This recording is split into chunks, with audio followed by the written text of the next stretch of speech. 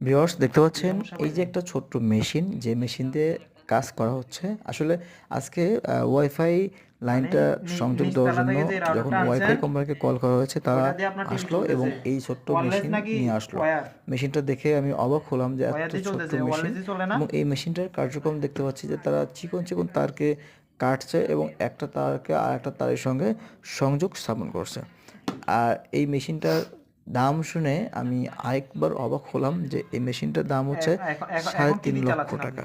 একবার চিন্তা করে দেখুন, ছোট্ট আচ্ছা একটা ঠিক আছে। জিনিস তাহলে যেটি দিয়ে একটা কাজ করেন, এই উনাকে বলেন ওয়াইফাই যে লাইন সংযোগ দেওয়ার নতুন জন্য রাউটারের কথা চিকন উনার ওই তারকে তারা মানে উনার কাটা এবং হাজবেন্ডে বলছে। একত্রে আমি সংযোগ রাউটার করার জন্য নিয়ে ব্যবহার করা পরবর্তীতে হচ্ছে। যাব। এখন যে আর এই রাউটারটা মেশিনটা কিন্তু যেখানে ছিল চায়না থেকে ওখানে এখন চলে ইম্পোর্ট আসছি। করা, অর্থাৎ চায়নাদের মাথায় যে কত বুদ্ধি, যা এই ধরনের যন্ত্রাংশ দেখলেই বোঝা যায়।